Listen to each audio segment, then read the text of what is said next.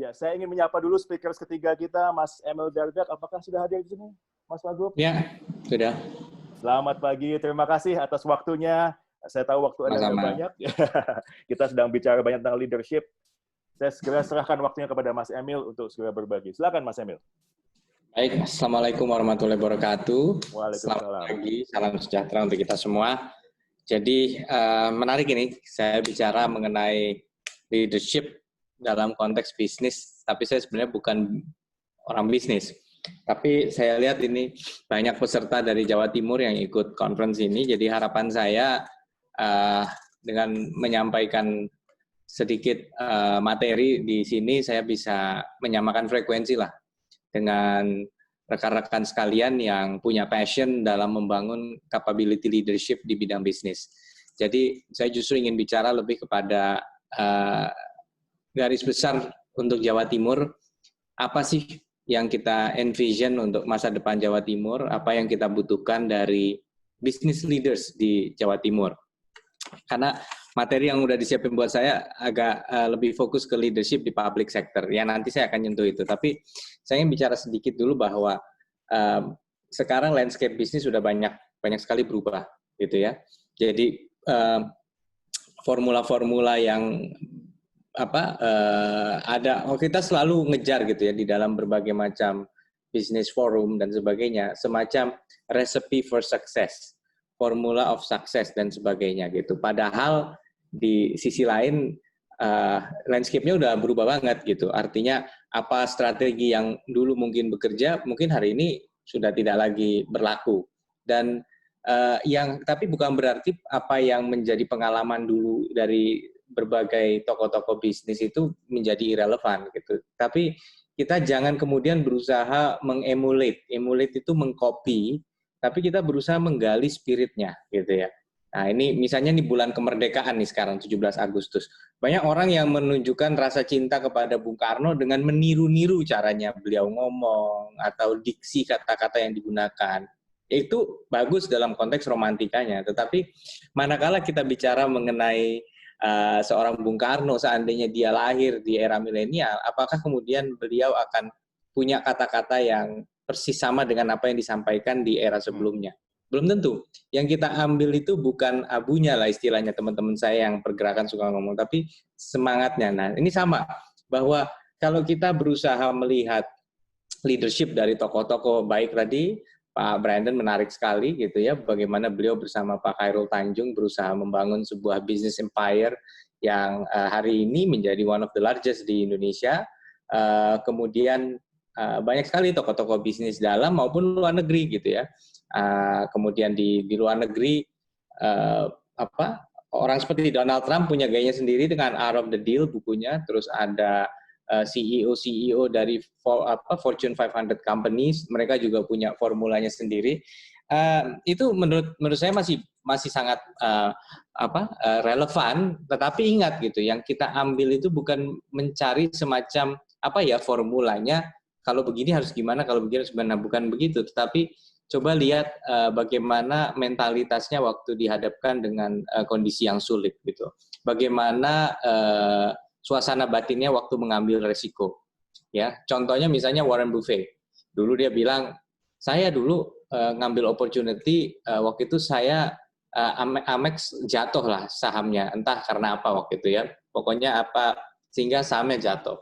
Tapi kemudian dia lagi belanja di supermarket, kemudian dia ngantri dan dia lihat, orang ini belanja masih pakai Amex nih. Artinya dari fundamentalnya sama harga sahamnya nih nggak sesuai. Maka dia memutuskan untuk invest besar di situ. Dan akhirnya ternyata American Express ya kembali lagi recover gitu. Jadi ini menunjukkan satu, dia bukan orang yang mengikuti market trend, tetapi dia punya fundamental belief mengenai prospek sebuah perusahaan. Kemudian akhirnya dia memutuskan untuk invest di situ dan berhasil. Nah di momen COVID-19 seperti ini adalah krisis. Tapi bagi entrepreneurs, krisis adalah opportunity, adalah kesempatan to turn the table. Nah, bagaimana kita melakukannya? Jawa Timur adalah ekonomi terbesar kedua di Indonesia. GDP-nya 2.300-an triliun. Itu 2019, ya. Dan angka ini 2.300-an triliun ini adalah ekonomi terbesar kedua di Indonesia setelah DKI Jakarta dan Mungkin kalau dibandingkan dengan negara di dunia, kita masuk peringkat 50-an. Ya, jadi artinya seakan-akan kita negara nih, padahal ini provinsi, compete dengan negara. Itu rankingnya 50-an. Ya, 2/3 GDP-nya Vietnam kalau nggak salah. Nah, kami berharap betul di Jawa Timur bahwa kita punya business leaders yang benar-benar punya endurance dalam menghadapi situasi seperti ini. Ekonominya Jawa Timur di kuartal kedua kontraksi, sama seperti banyak daerah lain, tapi kontraksi kita ini paling kecil di Pulau Jawa. Jadi di Pulau Jawa, provinsi yang kontraksinya paling kecil adalah Jawa Timur, gitu. Dan investment kita tumbuh 59%. Di semester 1 2020. Artinya resilience-nya tinggi, ketahanannya, semangat juangnya tinggi. Dan inilah karakternya di Jawa Timur. Ekonomi kita paling besar disumbang dari manufacturing. Tapi di Jawa Timur kita juga punya kendala. Daerah Surabaya, Sidoarjo, Gresik, Pasuruan, Mojokerto, UMR-nya, upah minimumnya, itu nggak jauh beda dengan Jabodetabek. Sehingga banyak industri-industri di sini yang kemudian mulai mempertanyakan keunggulan dari sisi cheap labor. Apakah SDM yang murah? Jawa Tengah nyundul-nyundul dengan membawa upah minimum yang sangat signifikan lebih rendah dan secara lokasi nggak terlalu jauh karena sekarang sudah ada tol Trans Jawa. Mau mengambil pangsa pasar Jawa Timur dia bisa, mengambil pangsa pasar Jawa Barat, Jakarta juga dia bisa. Gitu.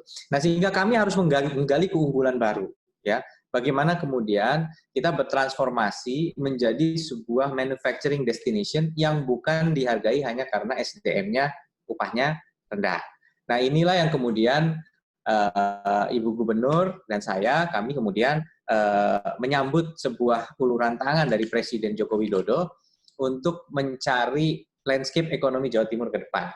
Nah disinilah kemudian kita muncul dengan sebuah konsep yang kita sebut pembangunan Gerbang Kertasusila. Gerbang Kertasusila ini adalah Gresik, Bangkalan, Mojokerto, Surabaya, Sidoarjo, dan Lamongan. Atau kita sebut The Greater Surabaya atau Surabaya Raya. Nah, di sini kita tidak bisa lagi hanya sekedar menawarkan, upahnya buruh ini rendah. Tapi yang kita tawarkan adalah infrastruktur yang memadai, tempat tinggal yang nyaman bagi SDM yang punya daya saing tinggi. Kita menarik investasi dari investor yang mencari capital intensive industry, ya. Jadi benar-benar memang yang high tech, yang membutuhkan akses ke kalau di dalam ekonomi ada istilah namanya aglomerasi. Jadi kalau kita buka bisnis di tempat terpencil sendirian, itu juga nggak berani kita biasanya. Kita nyari tempat di mana pabrik-pabrik juga banyak, karena artinya kalau kita nyari teknisi, nyari spare part, nyari ini dan sebagainya, itu dengan berlokasi dekat satu sama lain itu ada. Jadi bukan hanya sekedar dekat dari misalnya pelabuhan Tanjung Perak.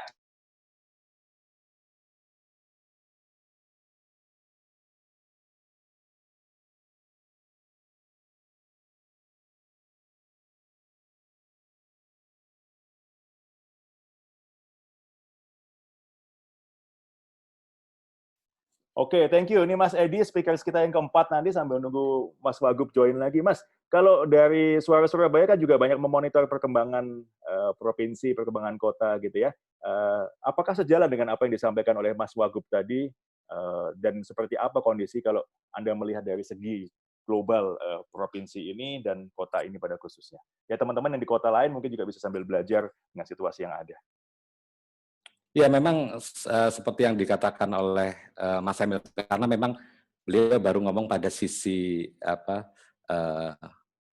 income salary dulu gitu ya, mungkin UMK, kemudian ada pergeseran, peluang-peluang bisnis dari Jawa Timur, kemudian ada peluang yang di Jawa Tengah. Ya sebenarnya itulah yang terjadi. Artinya saya punya beberapa teman yang memang melihat ada prospek yang nggak begitu oke karena ada problem-problem pengupahan gitu ya, kemudian pindah. Tapi sebenarnya ada peluang-peluang lain yang mungkin bisa digali dan itu yang sebenarnya saya agak penasaran ya. Ini Mas Emil mau bilang apa, mau menyampaikan apa?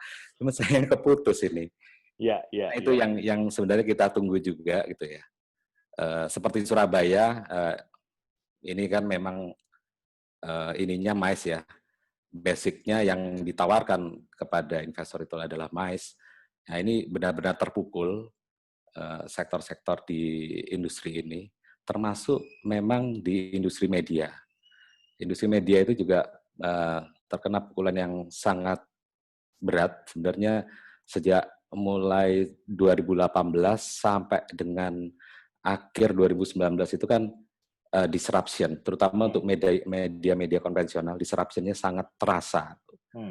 Kemudian ditambah lagi hantaman yang kedua adalah pandemi ini. Jadi memang belum sempat kita melakukan konsolidasi gitu ya untuk yang hantaman yang pertama ini tiba-tiba dihantam lagi. Artinya bahkan di industri media pun kami juga harus melakukan langkah-langkah konsolidasi yang double gitu ya. Double effort, double strategi.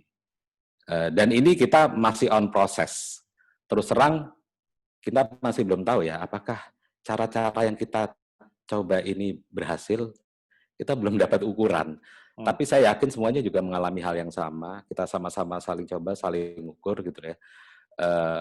Yang dulu itu adalah langkah-langkah terobosan, kemudian banyak dipakai sebagai strategi untuk monetizing, itu juga banyak gitu ya. Tapi apakah itu efektif untuk mengangkat performance revenue atau bisnis di core bisnisnya, ya itu yang masih terus kita perjuangkan gitu. Karena kalau terus terang ya nggak lucu gitu kan ya. Tapi nanti mungkin akan kita dalami nanti di sesi saya. Baik, Mas Edi, thank you atas paparan singkatnya. Ini adalah preview untuk kita nanti masuk ke sesi berikutnya. Saya dapat info bahwa Mas Wagub sudah sedang berusaha untuk terhubung kembali karena koneksi yang kurang baik, gitu ya. Tapi sambil nunggu teman-teman, silakan masukkan di pertanyaan di chatboard karena Mas Emil waktunya nggak banyak hari ini. Jadi beliau ada live dengan sebuah TV internasional juga setelah ini. Jadi dan sehingga kalau kita mau tanya mesti agak cepat juga, gitu ya. Oke. Right. Ada siapa aja nih saya lihat, saya ingin menyapa juga teman-teman yang ada di sini. Coba kita lihat satu persatu ya. Kita manfaatkan waktunya. Thank you atas diskusinya ya. Pak Wagub sudah online kembali sepertinya. Mas Emil, apakah bisa kembali ya, ke kami? Maaf ya, keputus tadi ini. Baik. Ya tadi kalau saya nggak lupa, kayaknya kita tadi sampai di jenis industri apa aja yang kira-kira potensial untuk dikembangkan di wilayah Surabaya, kemudian sekitarnya yang saat ini udah nggak bisa lagi mengandalkan istilahnya di daya tariknya nggak bisa lagi low wage atau ya, tetapi kita harus benar-benar mendorong industri yang high tech. Nah, kita masuk mulai arahnya ke petrochemical,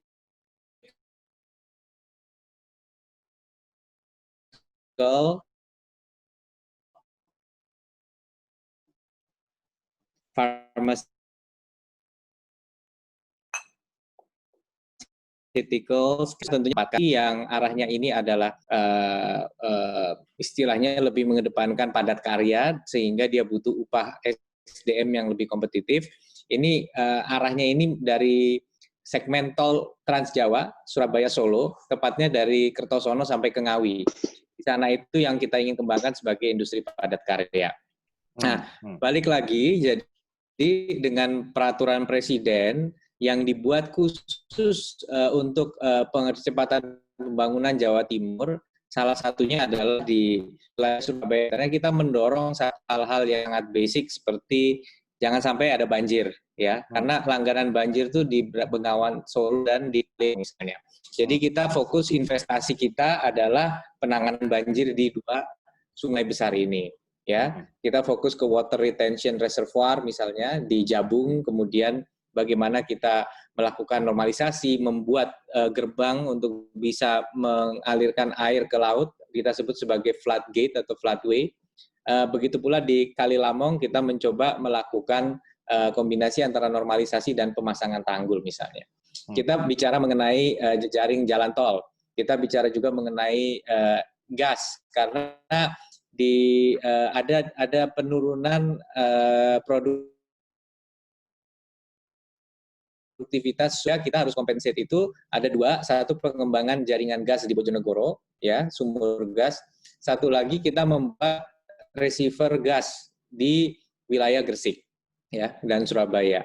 Nah ini hanya sedikit contoh aja bahwa bagaimana kita kemudian harus beradaptasi dengan tantangan-tantangan baru. Persaingannya Jawa Timur sekarang bukan hanya sesama provinsi ya seperti Jawa Tengah dan lain sebagainya atau provinsi-provinsi yang punya sumber daya alam, tetapi mereka ingin mengembangkan industri hilirnya juga. Kita harus punya value proposition yang berbeda. Nah di Jawa Timur ini value proposition apa yang kita buat? Makanya kita punya kampus seperti ITS, Universitas Airlangga, swastanya juga banyak yang bagus di Surabaya dan sekitarnya. Kemudian kotanya ini kita buat sebagai kota yang kita support upaya membangun kota ini nyaman ditinggali. Maka kita berharap misalnya ya Surabaya ke depan haruslah dia punya LRT misalnya. Karena tentunya tanpa LRT ini nggak bisa nyaman bagi masyarakat yang tinggal di wilayah Surabaya dan sekitarnya. Kita juga mendorong adanya ring road. Kalau di sini ada yang itu bisa balik lagi ke Cawang tanpa keluar tol. Karena sudah ring, ya kan? Dari Cawang ke Tanjung Priok ke arah Cengkareng, turun lagi Grogol, ketemu lagi Cawang bisa. Tapi di Surabaya nggak bisa, karena ini masih setengah lingkaran, ya. Gitu.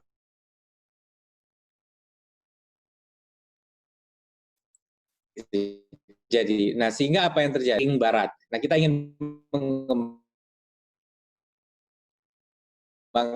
ring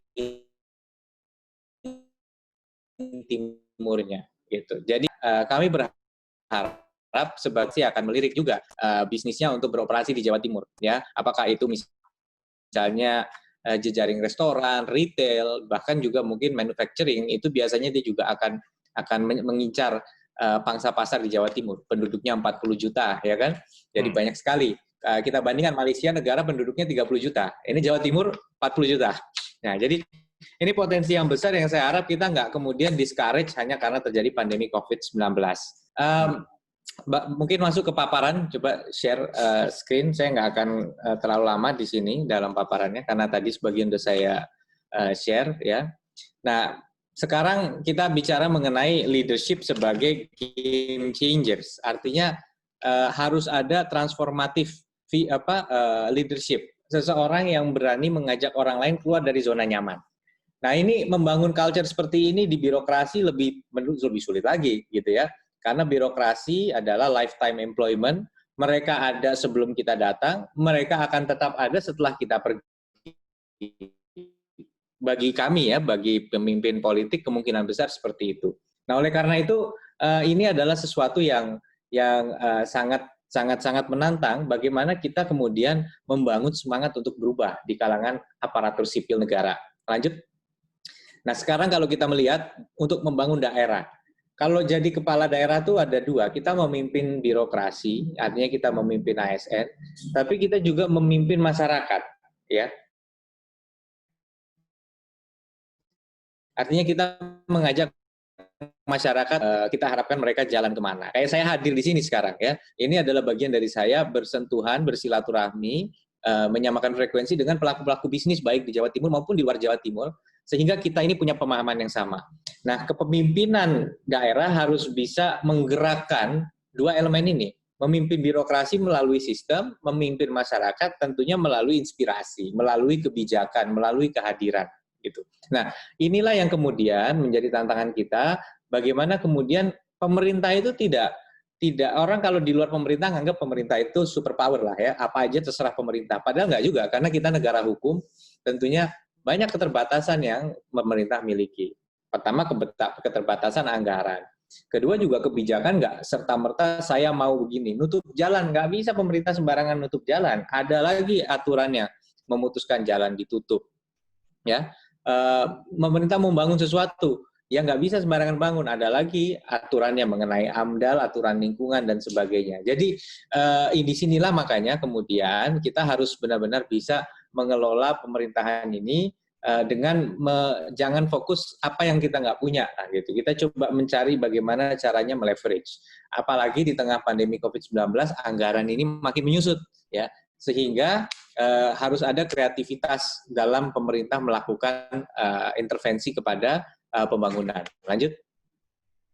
Nah, ini stakeholder-nya kita, jadi ada state, ada citizen, masyarakat, dan ada dunia usaha. Ini bagaimana kita sekarang bahkan ada istilah pentahelix, government, akademisi, bisnis, media, dan juga community, masyarakat. Lanjut. Ya. Nah, kita lanjut aja. Nah, saya pengen ngomong ini, lanjut. Bahwa sekarang digitalisasi selalu menjadi gimmick, menjadi omongan semua orang, bahwa ayo kita industri 4.0, kita digital dan sebagainya. Tapi apa sih sebenarnya konsekuensi yang paling mendasar terhadap bisnis? Ya pertama, dengan adanya digital misalnya, dulu orang itu kalau pengen sukses dia harus berada di misalnya di Jakarta, atau berada di Singapura, atau berada di kalau financial di New York misalnya, gitu ya. Sekarang kita tidak perlu, saya bisa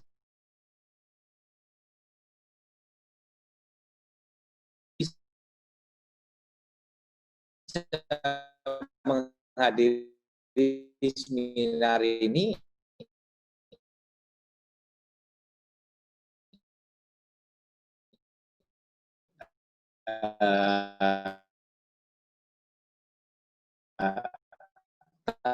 tanpa harus secara fisik ada di sana, gitu ya.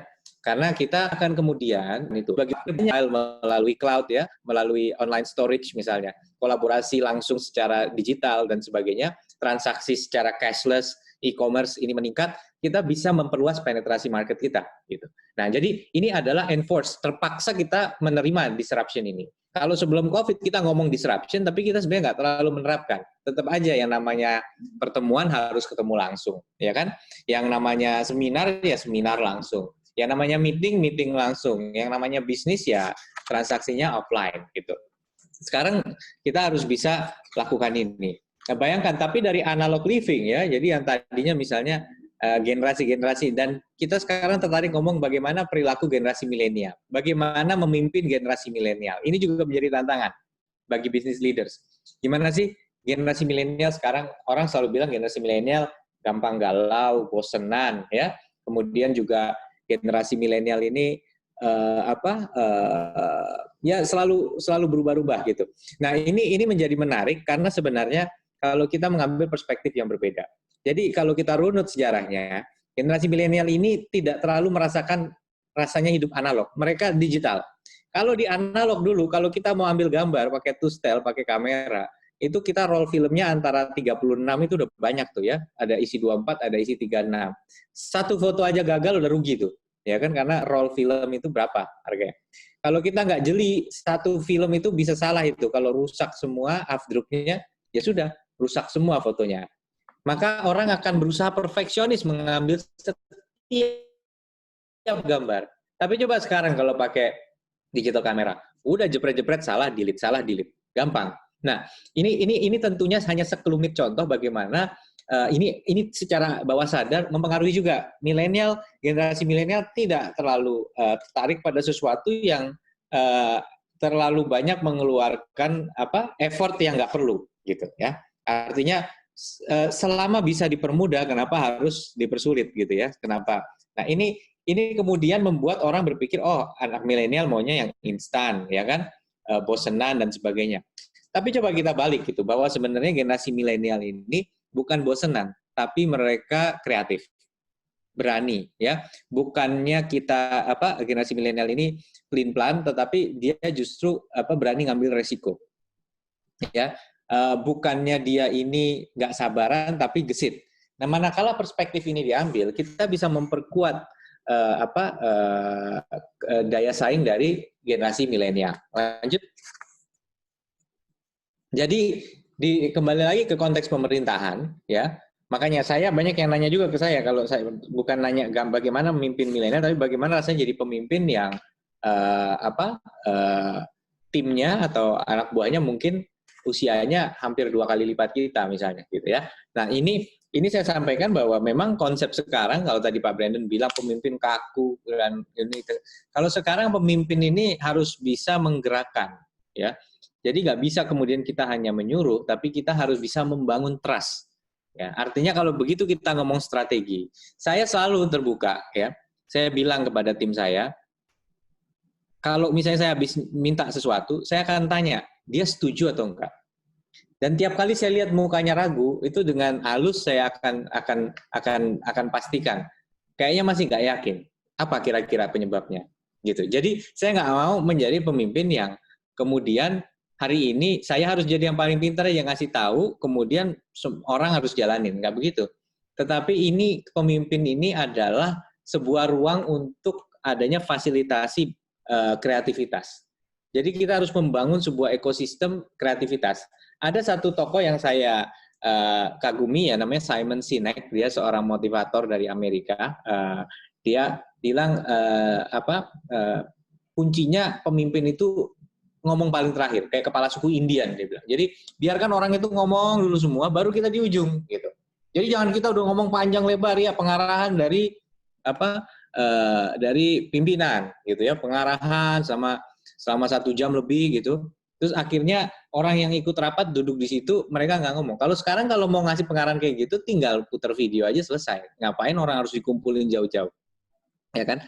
Tapi yang penting itu justru kita punya kesempatan mendengar dan merasakan dari orang lain. Nah, kemudian kita melakukan sintesa terhadap ide-ide itu.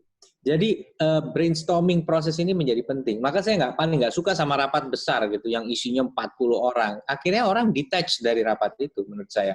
Saya lebih senang rapat dengan mungkin maksimal 10 orang, kita benar-benar semuanya punya peran di dalam rapat itu. Minimal itu gaya saya, tapi gaya itu sangat tidak sejalan dengan sistem pemerintahan hari ini gitu ya. Jadi kita percaya siapapun di berbagai lini harus ikut punya ambil bagian. Jadi bukan comment driven tapi collaboration. Nah, makanya sekarang tantangannya bagi pemerintahan hari ini ya, lanjut, kita ingin kemudian membangun ini sumber daya manusia. Kita ngomong sumber daya manusia, kita mulai dari pemerintahan dulu. Bagaimana kita mau masyarakatnya kita dorong. SDM produktif, kalau government nggak bisa menjadi barometer mengenai SDM yang produktif. Nah, sekarang tantangannya, misalnya, kalau ngerancang pembangunan, gitu ya, apa program kita tahun depan? Program tahun ini cuman ditambah, gitu ya.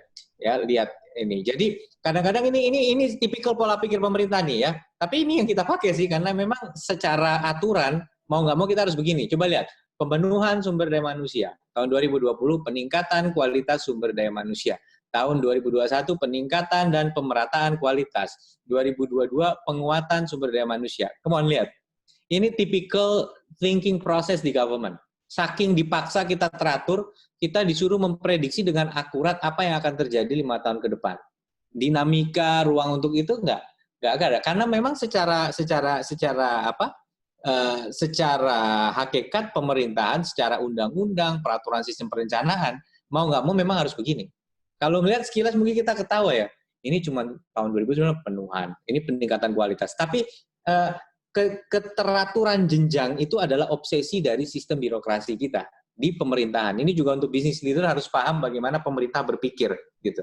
Nah, makanya jangan gampang frustrasi karena memang secara berdealing dengan pemerintah, karena memang law-nya, dan ini bukan hanya di Indonesia sebenarnya, di luar negeri juga banyak negara relatif kalau ngomong soal birokrasi memang masih seperti ini. Tapi bagaimana dalam implementasinya kita pengen ini banyak kreativitas di sana. Jadi jangan cuma dari pemenuhan ke peningkatan kualitas itu hanya kata-katanya, tapi programnya sama aja. Programnya pelatihan, 2020 pelatihan, 2021 pelatihan. Bedanya apa? Mungkin angkanya tambah banyak, mungkin materinya berubah. Nggak bisa begitu, kita harus melihat trajektori. Nah, inilah yang kita coba bangun, culture-nya mau kita rubah. Nah, sekarang lanjut. Nah, kita pengen mendorong tata kelola pemerintahan yang bersih, inovatif, terbuka, partisipatoris. Tuh kalau dilihat di dalam visi misinya Jawa Timur. Maka salah satunya, sekarang masyarakat menuntut pemerintah itu lebih cepat bergerak, ya kan? Makanya istilah cetar kita. Lebih cepat bergerak, lebih efektif, efisien, transparan, tanggap, akuntabel, responsif. Tapi di sisi lain, pemerintahan ini dituntut semakin slim, organisasinya semakin ramping. Nah, artinya kita menganut paham more is less. Melakukan lebih banyak pekerjaan dengan lebih sedikit resources. Nah, ini tentunya artinya kita bukan banyak-banyakan ASN, tetapi bagaimana kita punya fleksibilitas untuk mencari profesional-profesional sehingga mereka bisa memberikan input yang benar-benar update, yang benar-benar sesuai. Nah, ini juga tren yang sama yang dihadapi di bisnis sekarang. Orang tidak perlu lagi ngantor di tempat yang sama. Orang bisa kerja dari coffee shop, ya. Orang bisa kerja dari rumah, orang bisa kerja dari mana aja. Sehingga dia nggak perlu terikat di satu perusahaan untuk bisa membantu perusahaan tersebut. Dia bisa punya 3, 4, 5 klien, bekerja secara simultan, mengerjakan project, bekerja berubah dari employment menjadi service oriented, ya. Nah, inilah yang kita sebut sebagai gig economy, ya. Ekonomi gig economy itu adalah ekonomi gig kayak manggung, kayak ngeband gitu. Ada gig itu dia manggung dari panggung ke panggung. Jadi bukan lagi bekerja full time sebagai pegawai, tetapi menjadi service provider. Ini udah mulai terjadi untuk web designer, untuk graphic designer, video maker, content creator, marketing, digital marketing. Agak berbeda tadi kalau Pak Brandon bilang, Pak Brando bilang, saya pengen punya tim yang punya passion sehingga bisa jualan, orang lain jualan 12, kami bisa jualan 24. True, ada elemen itu. Tetapi di sisi-sisi lain juga mulai muncul kemungkinan bagi anak-anak muda terutama bahwa dia tidak lagi harus full time kerja di satu perusahaan, dia bisa kerja untuk beberapa klien, bikin desain, bikin aplikasi. Nah, di dalam situasi seperti ini, bisnis harus kemudian makin agile, makin lincah. Kalau bisnis, pokoknya saya ngerasa kantor itu nggak afdol kalau nggak punya kantor yang gede, mewah, semua orang punya meja, ruang meeting. Kita bersaing sama organisasi startup, offering the same service dengan kita, tapi dia cukup pakai co-working space. Ya, kalau ada meeting dia datang, orangnya juga pegawainya dibolehkan nyambi untuk project lain. Kira-kira siapa yang akan lebih efisien operasionalnya? Kemungkinan besar yang startup. Nah, ini reality yang nggak bisa kita cut. Pemerintah pun kita mau dorong seperti itu. Ada beberapa arah. Satu, kita bahkan berpikir misalnya, guru sekarang harus lebih terbuka pikirannya. Guru harus lebih update dengan perkembangan terkini di tengah masyarakat. Karena sekarang nggak bisa textbook doang. Nah, kami pikiran kenapa nggak misalnya guru itu satu hari dalam seminggu dia ke co-working space supaya dia lebih banyak pergaulan, nggak ketemunya sama teman-teman di sekolah aja, teman-teman sesama guru aja. Dia punya pergaulan yang lebih luas sehingga pas ngajarin orang di kelas ceritanya juga lebih banyak, gitu. Ya, dia punya konteks yang lebih luas. Kalau cuma cerita teori tinggal lihat video, baca textbook. Nah, ini kemudian kami juga tahun ini kita kerjasama dengan Apple Developer Academy. Kami pengen ASN ini bisa berkolaborasi. Kalau dulu yang namanya PNS, kalau kerja dengan konsultan, ya sudah konsultan itu kerja untuk PNS. PNS sebagai kliennya duduk tunggu kerjaannya jadi. Kami nggak mau begitu. Kami mau misalnya sekarang kita mengembangkan big data, kita mengembangkan ekosistem untuk freelancer. Ini tenaga ahlinya sama tim kita kerjanya sebagai tim. Bukan ini PNS-nya sebagai owner project, klien yang bikin. Bukan, kerjanya bareng nih, sama-sama ngetik bareng, garap bareng. Sehingga apa yang terjadi adalah kolaborasi, gitu. Nah, ini yang kita bangun. Makanya juga sekitar beberapa orang dari tim kita itu kita minta daftar ke Apple Developer Academy, sebuah program untuk developer apps-nya Apple yang diadakan di Jakarta dan Surabaya. Kalau nggak salah ada satu lagi di Batam. Itu dia kerja setengah hari kerja dia itu justru dia bersama dengan orang-orang lain. Ya, ada dari anak muda sampai yang bahkan sudah berusia agak senior, ada yang IT, ada yang bukan IT. Pokoknya Apple ngumpulin orang-orang yang kreatif untuk bikin apps. Nah, kita naruh PNS juga di sana supaya dia balik bisa bawa culture yang berbeda. Nah, inilah yang kita coba dorong. Lanjut. Oke. Nah, ini kita skip aja. Oh, sorry, balik lagi. Ada hal yang penting juga dari sisi untuk bisnis. Dulu izin semua harus ke Surabaya. Sekarang kita kembangkan pertama izin itu menjadi online, ya. Bayar pajak kendaraan bermotor sekarang bisa di Alfamart, ya, bisa online minimarket. Kemudian 13 dari 19 izin ini sekarang nggak usah ke Surabaya, datang ke Bakorwil. Bakorwil itu ada di Jember, ada di Malang, Pamekasan, Bojonegoro, sama Madiun. Jadi ngurus izin provinsi udah nggak perlu jauh-jauh. Mudah-mudahan ini akan membuat bisnis menjadi lebih mudah. Lanjut. Oke, ini untuk ASN, lanjut aja. Kita coba mendorong corporate university, lanjut. Ya, jadi kita pengen semua orang terus melakukan learning. Lanjut, terakhir.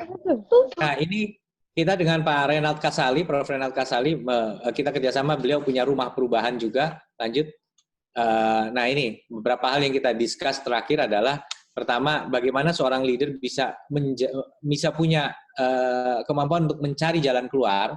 Ya, bukan dia yang tahu semua, tapi dia bisa menggalang ide dari timnya. Bisa membuat orang tenang di saat panik, ya. Bisa kemudian memahami hari ini perang narasi bahwa apa yang terjadi di sekeliling kita itu banyak opinion, ya. Opinion yang dikesankan sebagai realita, ya. Kita bisa merasa bekerja keras, bekerja baik, tetapi kita nggak menaklukkan narasinya itu, maka orang nggak akan sadar dengan apa yang kita kerjakan. Kira-kira itu yang bisa saya sampaikan. Terima kasih. Assalamualaikum warahmatullahi wabarakatuh. Waalaikumsalam. Terima kasih Mas Wagub atas waktunya. Ya, saya nggak tahu apakah masih punya waktu untuk tanya jawab, tapi mungkin 1-2 pertanyaan kalau udah ada di chat, silakan. Oke, ada satu pertanyaan tadi yang ditanyakan adalah mungkin agak teknikal nih, industri apa saja yang mendapatkan bantuan atau support khusus dari pemerintah saat ini? Apakah ada yang diberikan seperti itu, Mas Wagub? Sekarang pemerintah, terutama untuk UMKM, menyediakan pembiayaan yang sangat affordable. Jadi ada KUR ya, saat ini di Jawa Timur kredit usaha rakyat itu di-extend ke sektor manapun UMKM sudah ada dari BRI kalau nggak salah hampir 500.000 debitur dengan total 12,5 triliun. Bank Jatim yang dikelola Pemprov pun juga akan mengelola KUR. Kemudian kita punya dana bergulir 100 miliar untuk sektor manapun. Jadi pertama keberpihakannya kepada UMKM. Kalau untuk industri besar kan sudah dari pusat itu dikasih tax break ya. Artinya PPh-nya kalau nggak salah ada tax break. Itu salah satu tujuannya adalah untuk kemudian membuat bisnis-bisnis itu bisa survive ya, yang besar. Nah, yang UMKM itu mendapatkan preferensi dari sisi pembiayaan.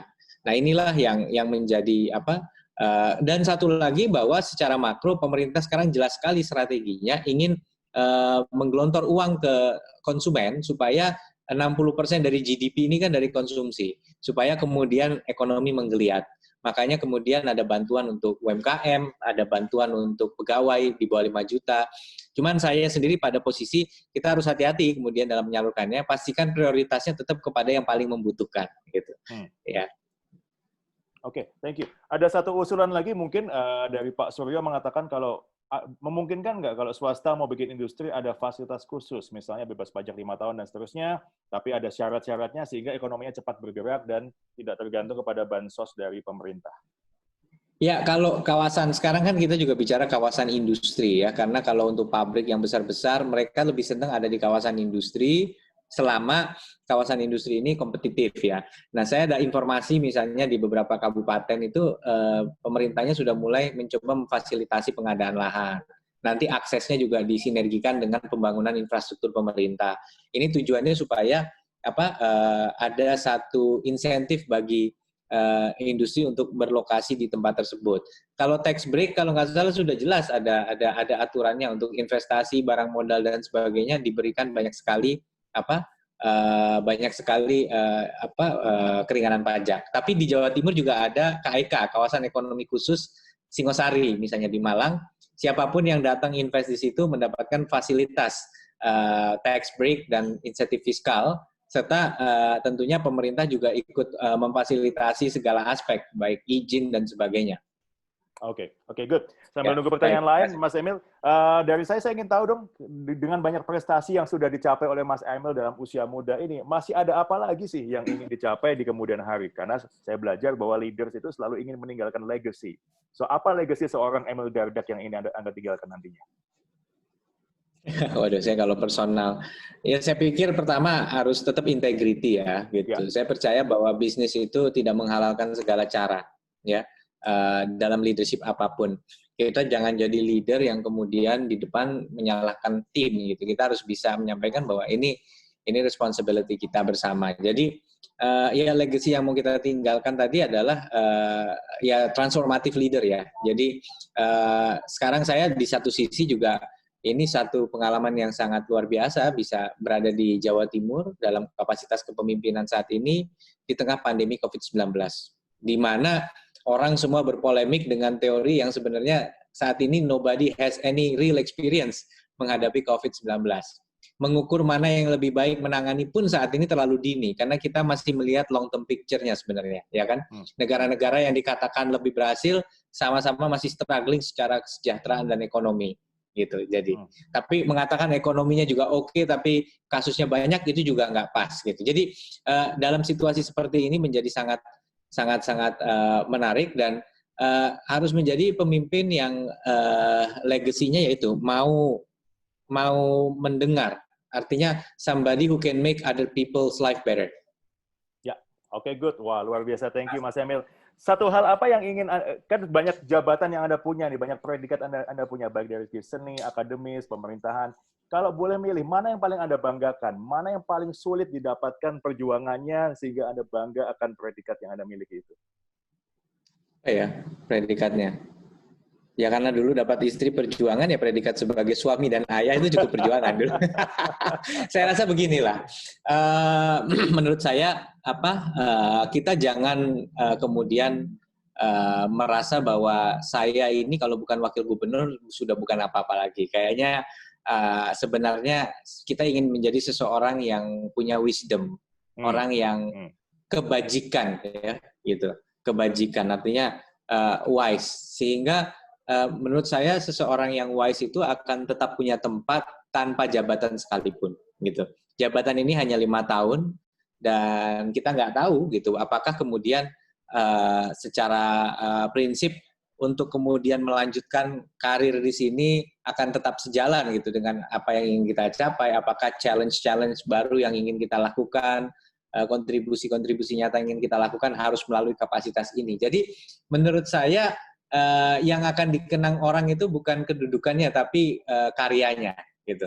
Jadi saya pernah jadi bupati, saya berharap orang melihat peninggalan saya adalah bagaimana ada pembangunan yang kita tinggalkan di sana, mengembangkan pelabuhan, membuat Trenggalek misalnya dari daerah yang paling jauh menjadi gerbang perdagangan di selatan Jawa misalnya, gitu. Untuk Jawa Timur apa ya? Kita ingin bertransformasi misalnya.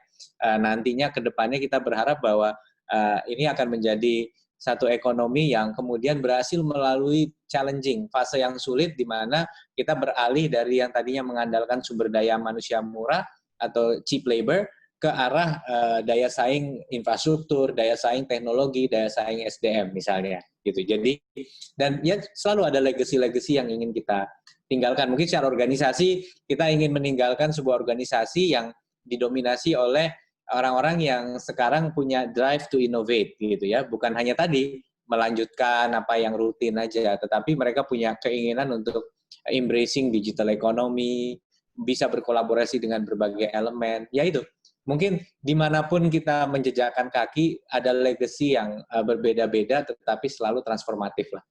Fantastic. Oke, Mas Emil, Mas Wagub, terima kasih banyak waktunya. Saya tahu ada ditunggu oleh stasiun TV yang lain. Thank you. Terima kasih, sampai jumpa di lain kesempatan.